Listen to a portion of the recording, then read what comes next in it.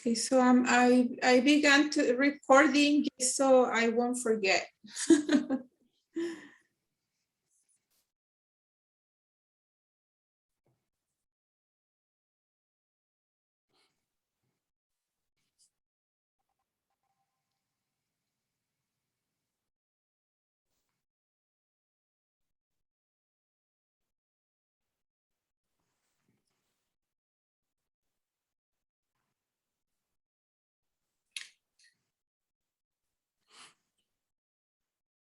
So can everybody see me or do you just see my slides? Okay, what are you guys, like if I speak, can you guys see me?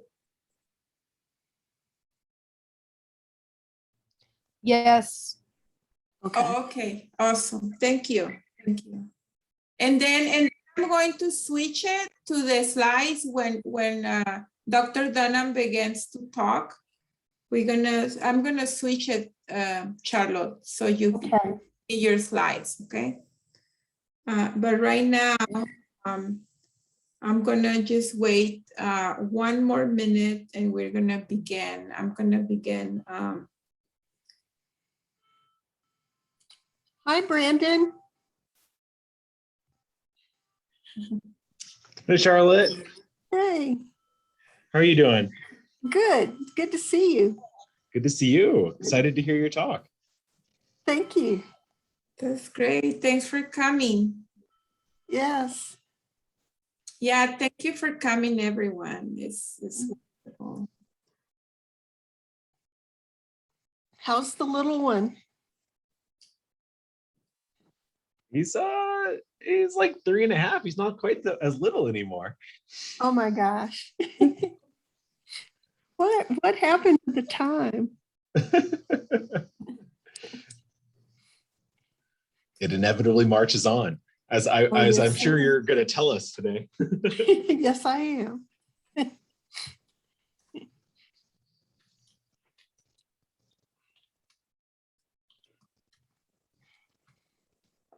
Okay, well, so I'm going to go ahead and begin. Good evening, everybody. Thank you for joining us tonight. We're very excited to have Dr. Dunham speaking for us tonight. But first of all, I want to introduce myself. I'm Nadia Yamel Flores Jefal, and I am the director of the Texas Tech Population Center. And as many of you already know, we have now a physical space at the basement of Holden Hall and room 80. And so we're very excited. We have a conference room and a lobby and student offices. And so the purpose of the Texas Tech Population Center is to encourage the study of population studies and also to encourage collaboration on population-related research. And so, and also if you are interested to become affiliated with the center, please send me an email. I'm going to share my email in the chat pretty soon. Also great news, the chair of the Department of Sociology, Anthropology, and Social Work has agreed to sponsor a ribbon cutting ceremony for the Texas Tech Population Center in the spring semester. So you all probably gonna be getting an invitation to that reception. And so we're very excited about that. We didn't do it this fall because of the COVID situation. And we're going to be holding a lot of talks like this. So also if you're interested on sharing your research with us related to population, you're also welcome to contact me in that regard. So today, I'm going to first say the modality what we're going to be doing. We're going to have Dr. Dunham speak, and then you guys are welcome at the end. We're going to have a Q&A at the end, and So you're going to be able to just, maybe as she's talking, you can start typing your questions either in the chat or in the Q&A tab at the bottom of your screen. So let me go ahead and introduce Dr. Dunham. She's a professor emeritus of the Department of Sociology, Anthropology, and Social Work at Texas Tech University. Dr. Dunham's interest in generation began early in her career when she was an NIA research trainee in aging for the 3-generation study at the Andrews Gerontology Center at the University of Southern California. And this has continued to influence her work in a variety of ways. Dr. Dunham retired from Texas Tech University in 2019 after 30 years on the faculty. Over those 30 years, Dr. Dunham served for 8 years as director of the Women's and Gender Studies program. And she was also a co-PI of the TTU NSF Advanced Paid Grant from 2005 to 2009. And now she's currently working as internal evaluator for the Texas Tech University NSF Advanced Adapt current grant. So most of her recent work has focused on older adults in the Cape area of South Africa, including the effects of HIV and AIDS on the older generation who care for children and grandchildren. Her most recent publication is a chapter on women in the age of Trump, in a 3rd edition of the book, The Effect of Racism on White Americans in the Age of Trump, published by Palgrave, and it's a forthcoming book. Anyway, well, join me to welcome, I have the honor to introduce Dr. Charlotte Dunham with her talk from the Pepsi generation to the COVID generation. Thank you. Thank you, Nadia, and thank you for inviting me to talk. I'm quite fond of the idea and the topic of generation, so it gives me a chance to kind of bring in an area of research that you don't see as often. I'm gonna, I guess, start with my PowerPoint. There it goes. Have you got the PowerPoint going? Yes, I can see it. I can see it. I just kind of as an introduction to what I'm going to talk about. The usage of the term generations is sometimes imprecise. I know my major advisor got taken to task years ago for using the term generations to refer to family and cohorts kind of all at the same time. So I want to first kind of try to disentangle the different kinds of generations and how they're used. And then I want to focus most of my time on the concept of cultural generation, which is an age group that is given a label, and you've all seen it, millennial, boomer, whatever, based on common experience and sensibilities. And that this is used in applied research in business, marketing, political science, public opinion. And I'm going to talk about the problem of generationalism and overusing that. Then I want to talk about how generational behavior leads to social change, which is really the area that I'm most interested in. And that was my dissertation research was related to that area. And I'll talk about 2 ways that generational behavior can lead to social change. One is through demographic decisions, how that changes the shape of society, how people decide when to have babies and when to get married. But I also want to talk about generational consciousness, which is a political change that can occur to energize social movements as young adults become more aware. And then finally, I'm going to finish up with generational conflict, another area related to generations. This is kind of review, but so what's a generation? Well, it depends on who you talk to, right? Who you ask. There's a family generation, grandparents, parents, children. And that was the longitudinal study of generations really focused on that definition of generation. There's a cohort, which is a group of people who experience a transition or event. Usually that's a birth cohort, but not necessarily. Some of you may be in a graduate cohort. There's generation as a subculture. So we used to read about people talking about the beat generation. And I suggest that feminist waves are really subgenerations. And then finally, there's the cultural generation. And Kellen provides one of the better definitions, I think. And it's people have grown up in a similar time period and share similar formative experiences. And a lot of the theorizing about generations kind of takes those formative experiences as following them through life and creating an orientation to life that differs from younger and older.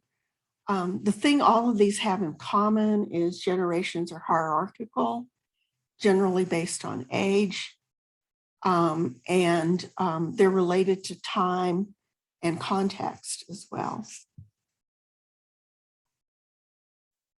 You've seen these definitions many times, right? This is from the Pew Research Institute, and I just put this up to kind of show you generally what how the generations are delineated. There's an exception here. They broke down boomers into older and younger. You don't always see that. The GI generation, you see some people call that the greatest generation after Tom Brokaw in his book. The silent generation, or the generation between the wars, and then the baby boomers are the children that are born of the GI generation.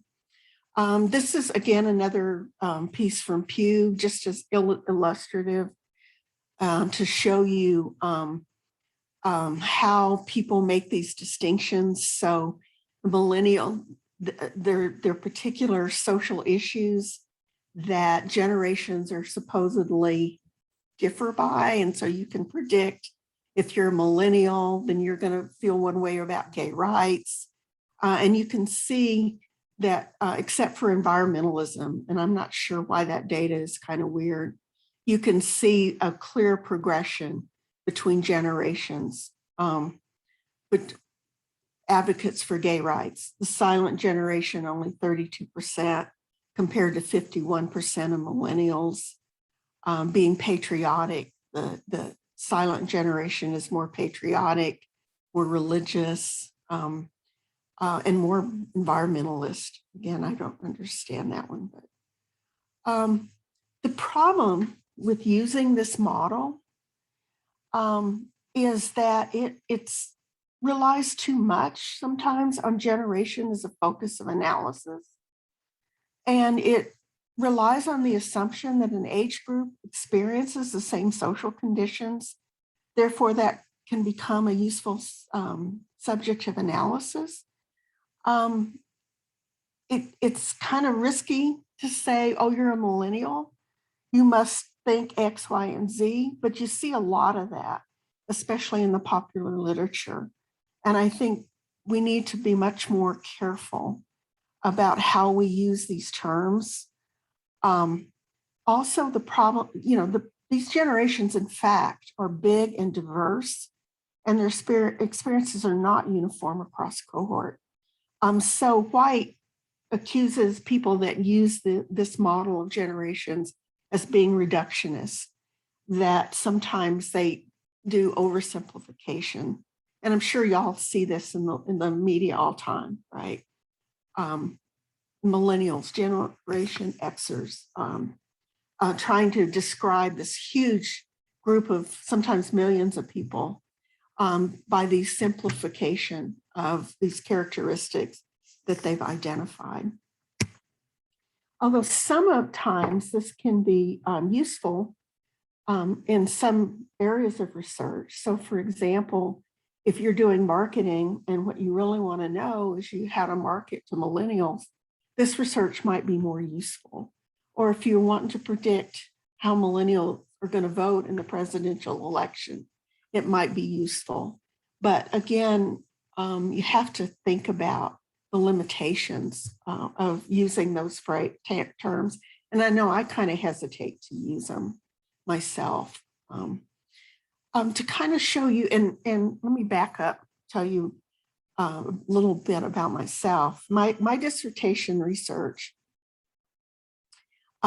was on anti-war protesters and demonstrators from California, and they were all baby boomers, and they were part of the 3-generation project where they had gone and collected grandparents, parents, and children. And I was able to pull out a sample of the children who are now elderly, who had said that they participated in demonstrations against the war, for student rights, for civil rights, and examine their relationship to their parents, their life course decisions. And I'll get to that later.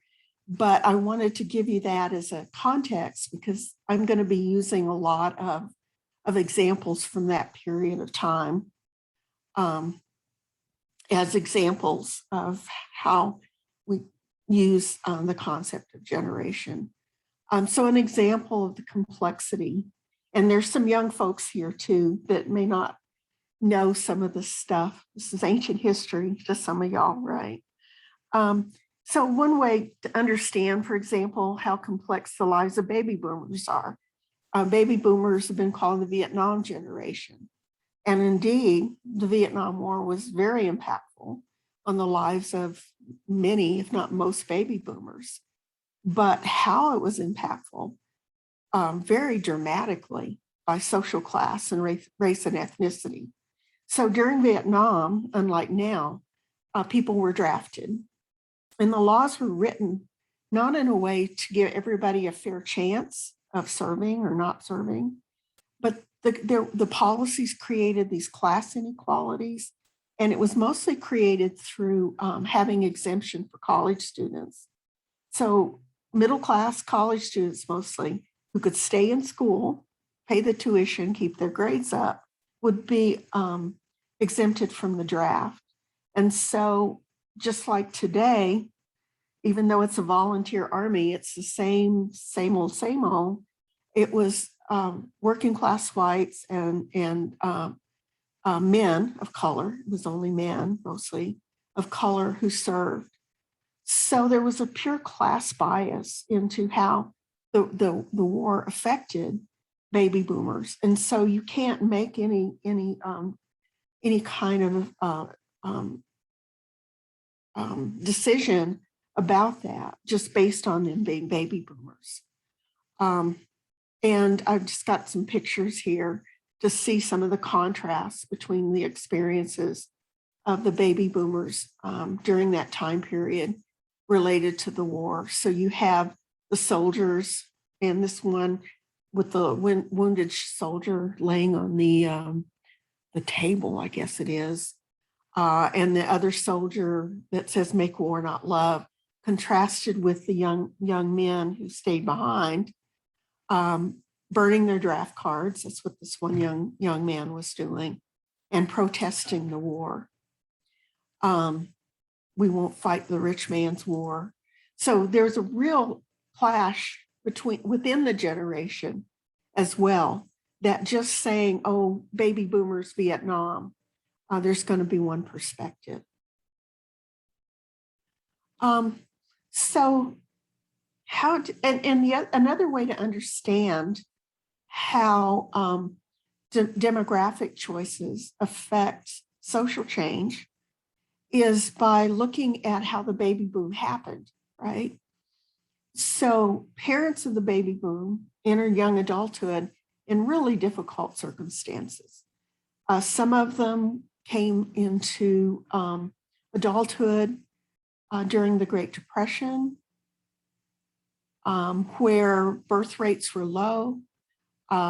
Marriages were stable because people couldn't afford to split up. And then we went boom right into World War II. And people were, there were some that married really hastily. I don't know if you'll watch those old movies from the 40s where somebody will meet in New York and spend the weekend and they marry before he rushes off to the war. There was some of those hasty marriages that divorced immediately, many of them after the war. And this affected, again, a lot of the decisions about marriage, fertility, career. Things were put off. And people were not optimistic about the future. I mean, if you go back to look at how people looked at the world, they didn't know if the world was going to end like we do now in some respects. If democracy was going to survive because of the takeover of fascism in Europe. We may be worried about such things. So people were not optimistic. But then the war ended, and all of a sudden, there was a dramatic increase in fertility and marriages. There was like this pent-up demand that young adults who were now somewhat older, they were back from the war. There was economic growth and economic prosperity, and a lot of things people don't like to talk about, but it's the truth, is a lot of that prosperity came from government programs. The GI Bill, there were so many young men of that generation who were educated and became professionals, who came from poor farm backgrounds, including my father, who were able to buy homes because of the FHA programs. There was an increase in optimism for the future. And as a result of that, people were marrying, having larger families. Like, I think the average fertility was 3.2.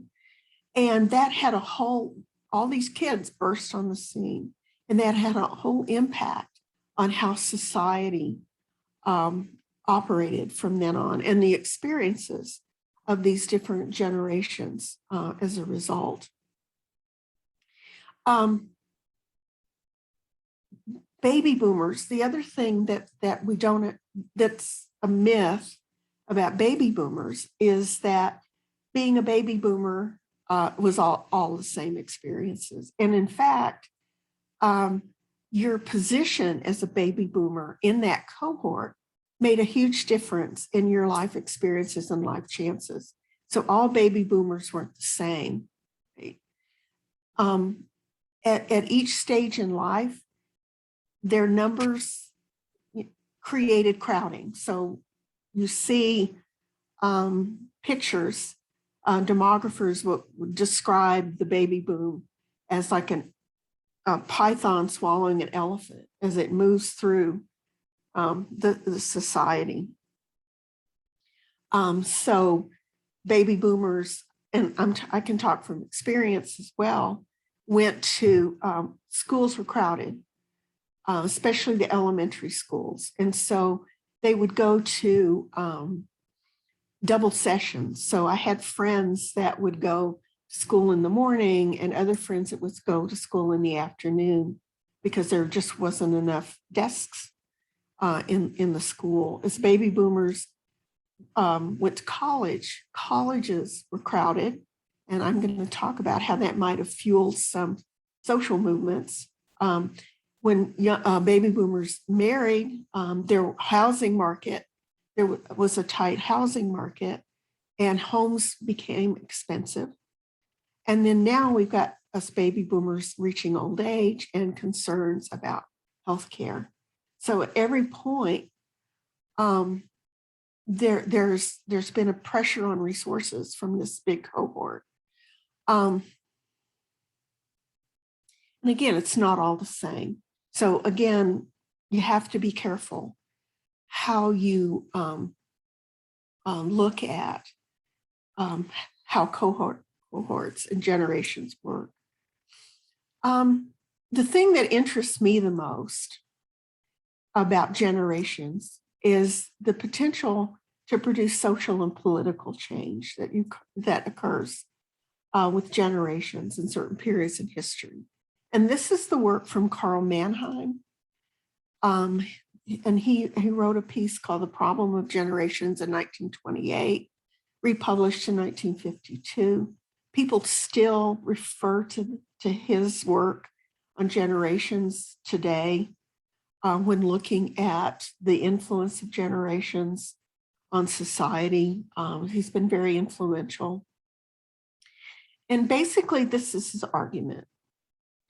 He said there's sometimes in history, there's a contradiction. Young adults come of age, and the contradiction between socialization to values, especially, and the reality of their experiences is they can't be resolved, unresolvable for these young people. And this creates this awareness of this generation of feeling like something has to be done, right? It creates and this phenomenon, Mannheim called fresh contact.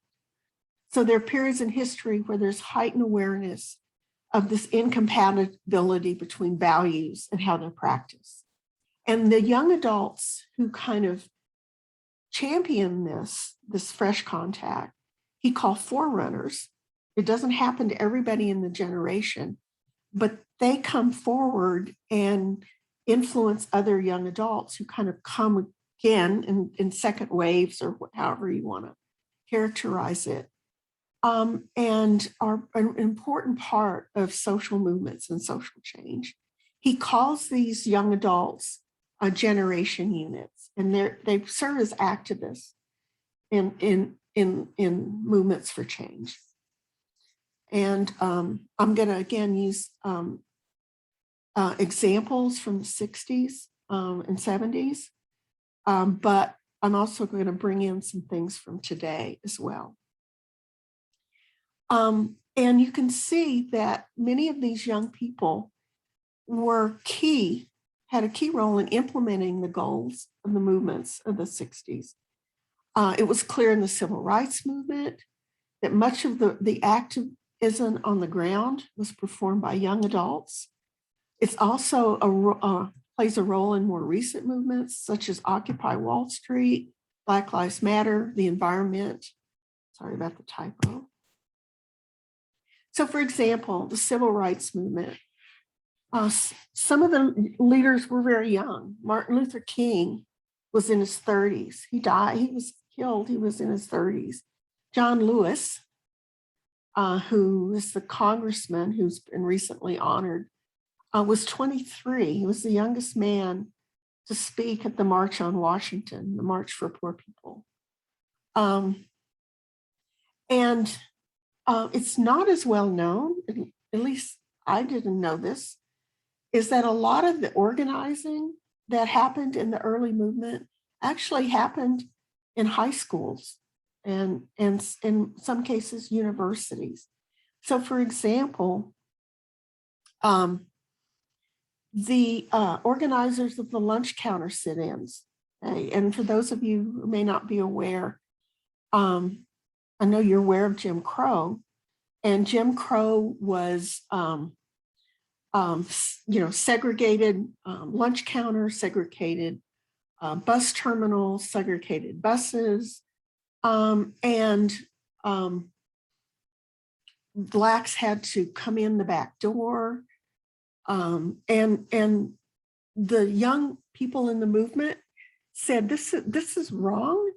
And the only way we're going to change it is we're going to have to step in and challenge the status quo. We're going to have to challenge and go sit in lunch counters was the first thing. And so let's go downtown to the lunch counter where we're not allowed to be and be served and sit until they serve us. This was started in Oklahoma in a high school class with a high school teacher, and her protesters were 16 and 17 years old. The other example is the Freedom Riders. There's an excellent documentary, I think it's just called The Freedom Riders, that's on, I think it's on Amazon Prime. And the Freedom Riders did the same thing with buses. They said, let's rent a couple buses, a Trailway and a Greyhound.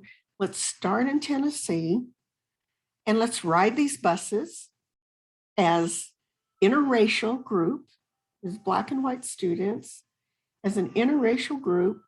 And whenever we get to bus stations, we're going to go in and ask to be served, use the restrooms.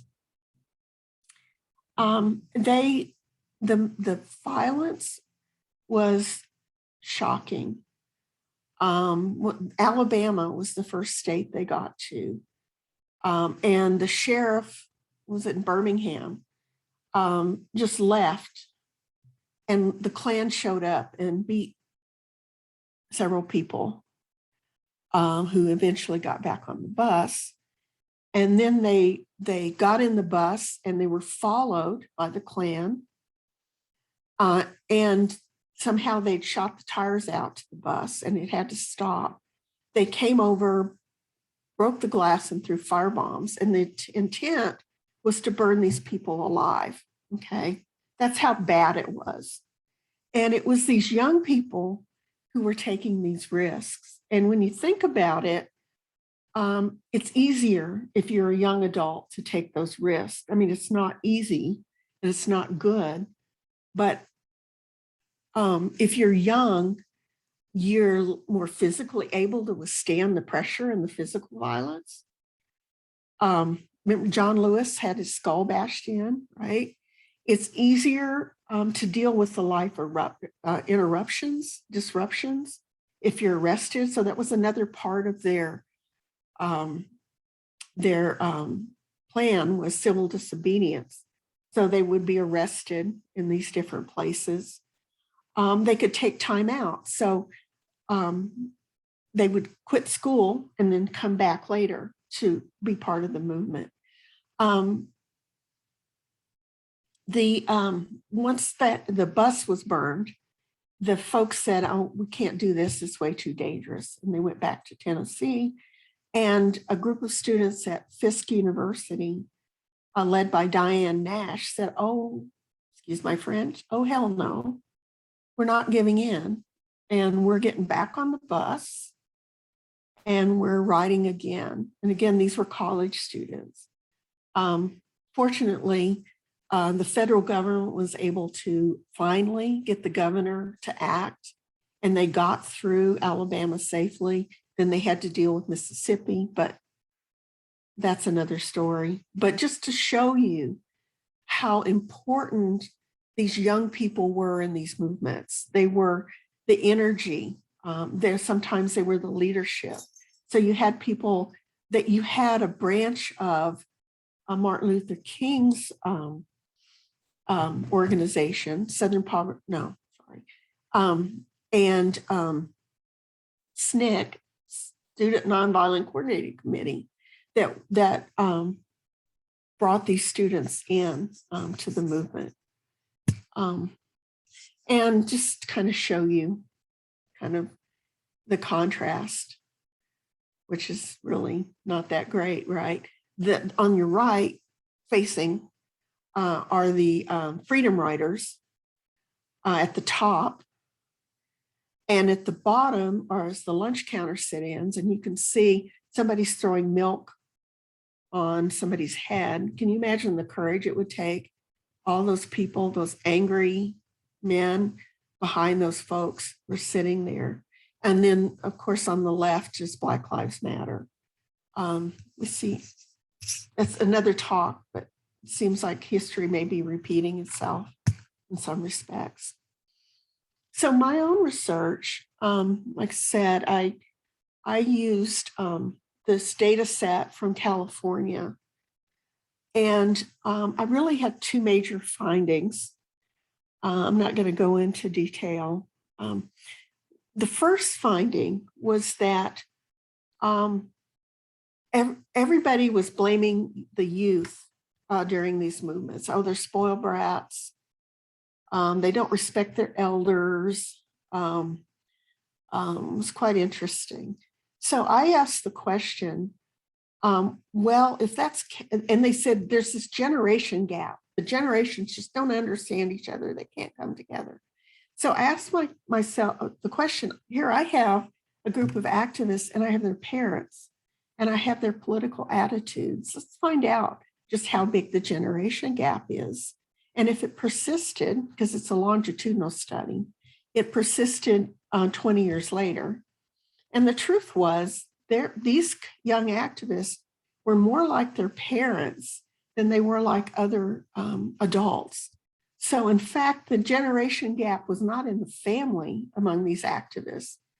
And it was, in some respects, it was values that were passed on rather than conflict of values.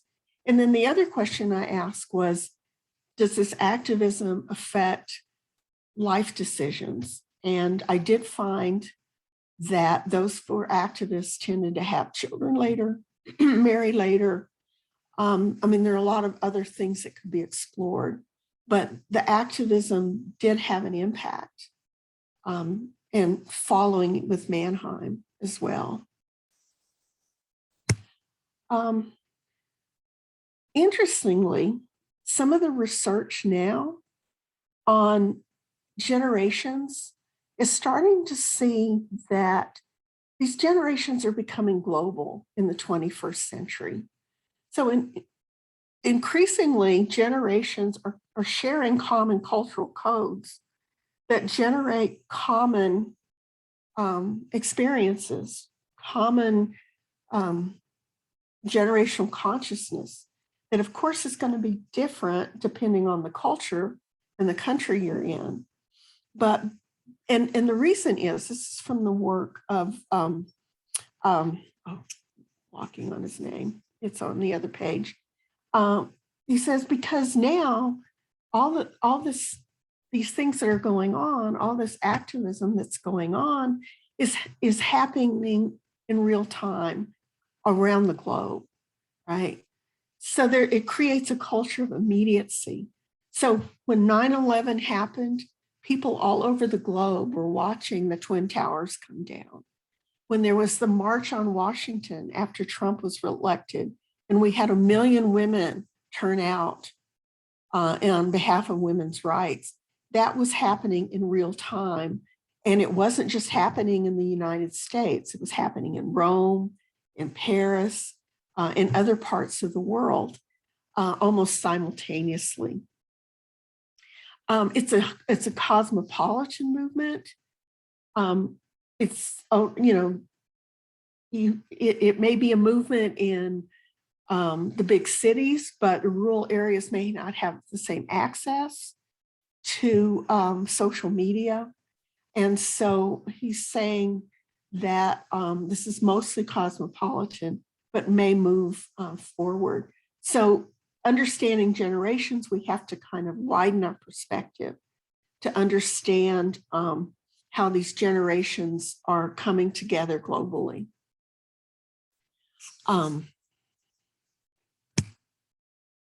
He even identifies kind of a subgroup of these global generations. He calls them the global risk generations. So the other thing we're sharing is not just we're sharing the civil rights movement, or we're sharing the women's movement, but we're sharing traumatic cosmopolitan events in real time, right? And what Beck says is this is creating a mindset that is characterized by the anticipation of catastrophe. And that's no longer limited to national borders, but shared by global populations. So yeah, 9/11 happened here. There are terrorist acts in London and Paris and all over the globe, right? And witnessing these events, people experience a shared fear that it could happen in their communities, and creates a shared anxiety that could have consequences further on down. I'd like to share a story of my own. I have, through my feminist networks, I have friends on Facebook all over the world. And I have a friend who's Tunisian, who's actually a relatively prominent feminist. And she likes to share about her dogs and, things going on, or did. And one day, and her daughter, I'm also friends with her daughter, who's in Montreal. Okay, so this is global, little tiny global network. And one day, I'm looking at the Facebook post, and Maura, her daughter, is saying, "You're not answering your phone. Call me. Please call me now." And why don't I hear from you? Why don't I hear from you? And then the next day, I get a post from Khadija, and said that her son and daughter-in-law had been killed in a terrorist attack in Istanbul, in Turkey. That was immediate, right? That is an experience that I wouldn't have if it weren't for these global networks. It's immediate, and it hits you, right? To experience through their eyes these terrorist attacks that would maybe be something coming from MSNBC or whatever, not even that, because it's in Turkey and they're not covering these things. But this illustrates what Beck is talking about. And this immediacy hits you in ways that wouldn't hit me if it were just this abstract person thousands of miles away. And we're going to experience more of that. So anyway, and then finally, I want to talk about generational conflict. Y'all recognize this meme? Okay, boomer. One thing that Mannheim doesn't really address as much, he's more from the perspective of the forerunners, is oh, wait a second, I think some slides are out of order here. Well, I guess not, sorry. He doesn't address as much as how these patterns also create conflict between generations. And now people are kind of making fun of baby boomers, right? Hey, boomer is kind of this meme like, oh, you're not cool. You're getting on my nerves. And the truth is, this has been going on for centuries, right? I have a quote from Socrates about the younger generation and how they just don't respect their elders. And that's been consistent throughout history. The conflict between generations right now, in terms of elderly, is also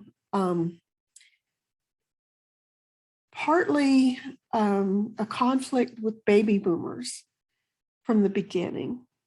When I was in graduate school in the 80s, people were calling baby boomers greedy geezers, right? in those days. And the reason they were calling them greedy geezers, which they're kind of doing it still, was they said, oh, this big cohort is going to break the bank. And they were doing research showing that Social Security isn't going to make it. And if we provide Social Security for boomers, then we're mortgaging their children's future. Does that sound familiar? Well, that's been going on for 40, 50 years, this argument. And the truth is that sometimes people use this generational conflict for political purposes. And I make the point, and again, this is the point for another talk, that they're using this ageist memes against the boomers in the interest of neoliberal policy. And I won't go on anymore. But so these conflicts between generations can have political as well as just generational arguments, because there are differences in power between generations. The younger generation does resent the older generation, and the older generation looks at the younger as being irresponsible and whatever. But these can have real consequences for everybody. And then finally, I wanted just to talk about what does this mean for COVID? We know already that life course patterns are changing because of the pandemic. Birth rates last winter are the lowest on record. And is anybody surprised who would plan to have a child during a pandemic? The question is, what happens next? What is going to happen to the loss of so many elders? And I don't think we know yet what that's going to mean for the future, because we've lost a lot of elders in families where this is going to make a huge difference when it comes time to provide childcare. And then finally, how are attitudes about life going to change because of COVID? Just kind of just reiterate that it's a cohort. Generation is a set of people who share a subjective narrative determined by the person and personal and social circumstances. And often the focus is on young adulthood. So how are young adults going to take their COVID experiences with them through life? That's one of the critical questions. And that's where this research on generations can be useful, and useful for social science and for demography, because this can provide a theoretical perspective to help us understand and expand on understanding what the effects of these events are. And like everything else, COVID hadn't affected everybody in the same way. It's had, it's global, so we can identify global risk generations. You have to differentiate people's experiences by getting a vaccine, ages related to death rates, ages related to how your life has been disrupted. How is that going to play out in the future? And I don't think we know, but perhaps this theory and further theorizing could help us with this. And another question that I think is important for me is there going to be is this going to give rise to a youth movement? Will there be a generational consciousness emerge as people look at conflicts between reality and values, the conflict between having vaccine and people afraid to use it? Another thing that may be relevant and related to COVID is other issues may be more relevant. The environment, that's my prediction, that the next youth movement, and it's probably on its way, is the environmental movement. Those are the folks that have the most to lose. And another issue that may affect social movements is racial and gender equality is being affected by COVID. Look at how many women left the labor force, how many women who don't have childcare are staying home. That has a huge impact on gender and gender equality, not being able to work. What's that going to do for the future? And that's all I have. So if anybody have any questions, comments?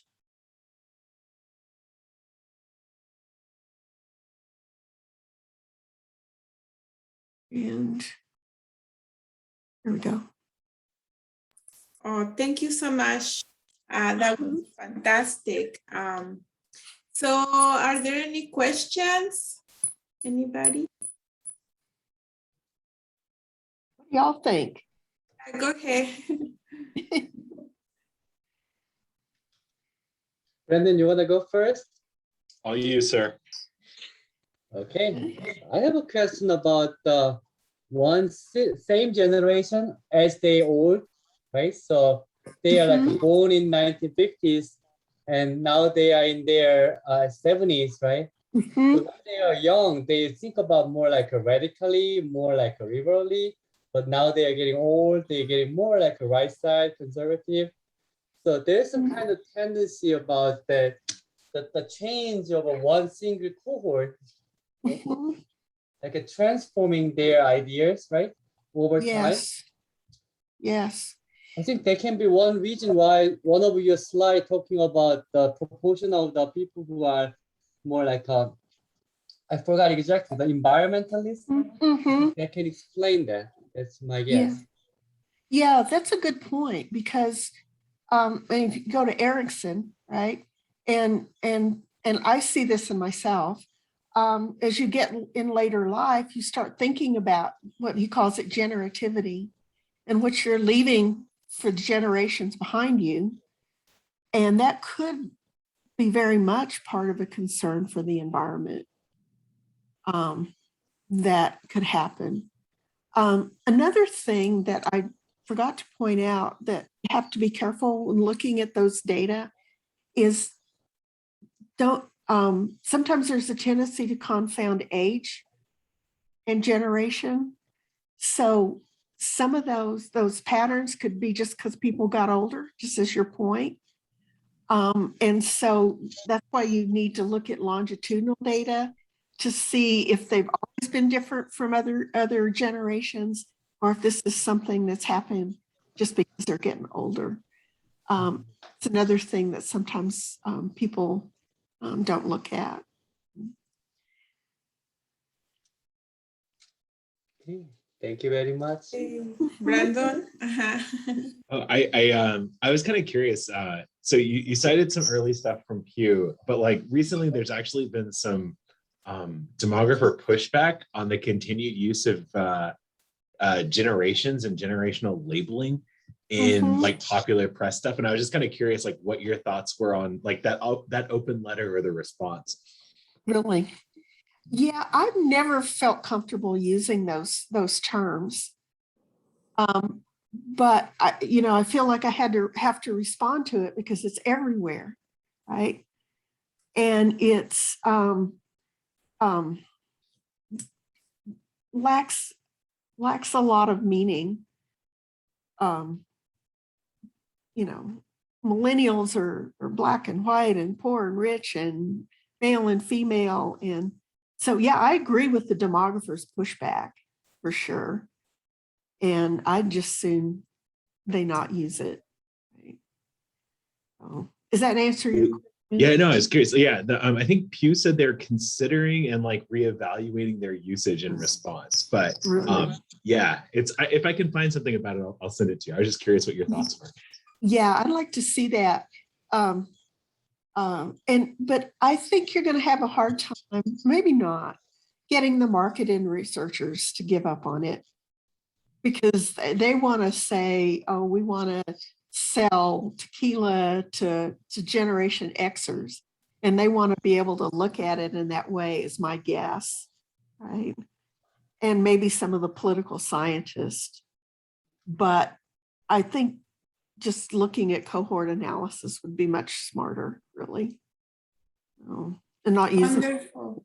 Oh, okay, well, we have a question from Alan Raithman. He Hi, asked, Alan. oh, can you hear me? Okay. Yeah, so he's asking, Alan is asking, in US presidential elections, different age groups show relatively similar party preference in the 1980s, as I recall, whereas now young voters are heavily Democratic and older voters heavily so why do you think this occur? Well, I think you could use Mannheim to try to understand it. That if you look at the resurgence of things like the Black Lives Matter, which on the surface looks like a rework of the civil rights movement, 21st century style. If you look at the way that young people were disillusioned and joined the movements back in the 60s, I suspect there's some of that going on now. And the Democratic Party is clearly identified with that perspective. The Republican Party is kind of the forces for keeping things the way they are. So I think Mannheim could help us understand that. And it would be interesting to see some recent research on generational consciousness and see how young adults are processing what's going on.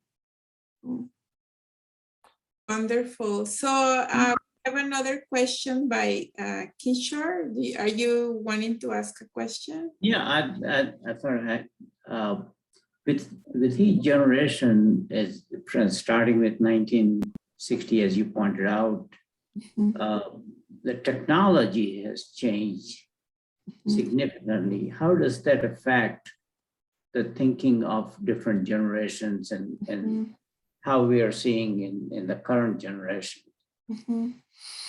I think it has a huge effect in a couple ways, right? One, I know young adults are using technology to organize in ways that wasn't possible before. Zoom meetings, for example, Instagram, calling people to their cause, to join their cause. And so I think it's a mechanism for organizing. However, they've been criticized for it too, because too many people will just go, I'm just going to share a post and then I've done something about racial injustice. And it gives people a chance to kind of sit back and not be involved, like the folks at the lunch counter. So I think that way it's affected how people organize. And I think, again, kind of back to the global, I think there's much more opportunity to globally connect and organize as well using technology. And technology has its downsides. I mean, look at what's going on with Facebook right now. And to me, the shocking data on just how many people have misconceptions about COVID just from reading Facebook. So there's also the opportunity to mislead and divide and make people angry. And you wonder how that's going to affect future youth movements as well. So it's a double-edged sword, I think. And we need to find a way to use it properly, right? To make positive change instead of divide ourselves. Great. So Jesus, do you have a question? There we go. Yes. Wonderful presentation, Dr. Dunham. I really enjoyed it. So I have kind of like, it's a really broad question, but at the end of or your closing sentence or statement rather, you end up saying, your prediction, right? That the climate movement seems to is going to be the next movement that's surging. And I mean, indeed it is. But I'm interested over all the processes that you cover of all of these social movements, what was kind of like the climax, right? The cusp of these movements, and then where do they fall? And if you're seeing that part of, of that trend, according to your prediction, where do you think that cusp or that climax might be in this climate movement, if possible? Oh, in the climate movement. Well, what I have seen is that, and I'm talking 60s, right? What you saw, what started out as a movement that kind of embraced a variety of people, the movements became increasingly more radical to the left, like the 60s. So you started out with SNCC, and you end up with the weather underground, right? And also society. The other thing that happens is society comes down hard with a hammer on these movements that make them kind of less viable and basically disrupts them. In terms of the climate movement, I don't think we've even got anywhere close to the peak yet. We're still trying to get people to believe it's a problem, and it's hard to mobilize when you got COVID, right? So I don't see that it's peaked yet, and I see, because these young adults are still coming up behind us, and they're still seeing, man, you don't care enough about us and your grandchildren and the future to do anything about this. Talk about generational consciousness, and a real contrast between what they see and what they see the adults are doing. So I don't see it yet peaking, and I'm not sure. If I had a crystal ball, I might know, but at this point, not yet. And I don't think the young people are going to let us forget. I don't know what you think, but I don't think they're going to let us forget. Thank you. Uh-huh. That's wonderful.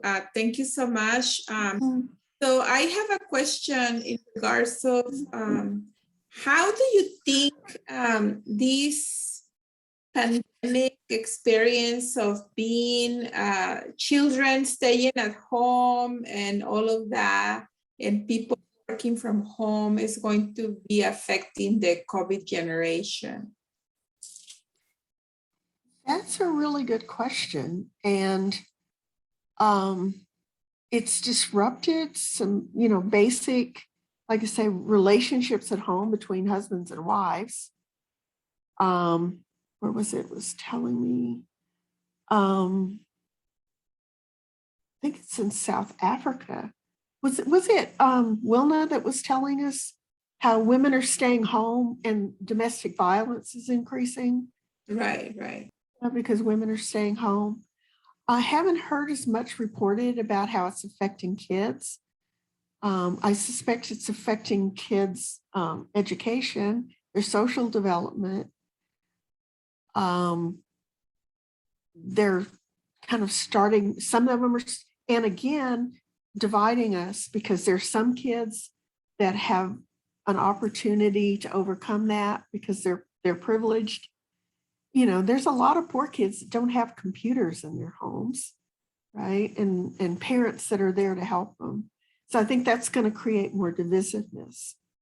But I don't know. I mean, I know more about gender, so I can probably do more predicting when it comes to gender. And I see some setbacks. I hope they're temporary.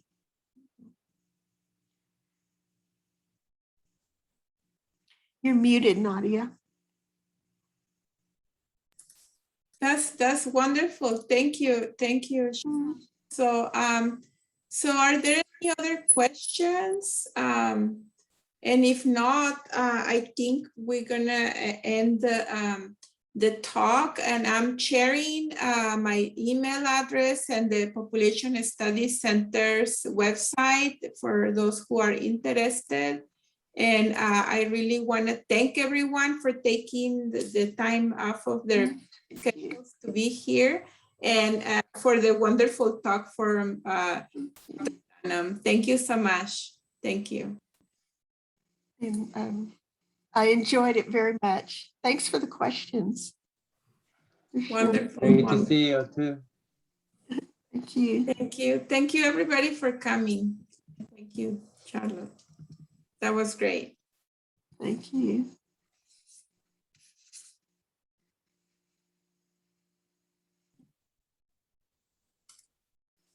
Just very briefly, Dr. Dunham, oh, she left already, did she?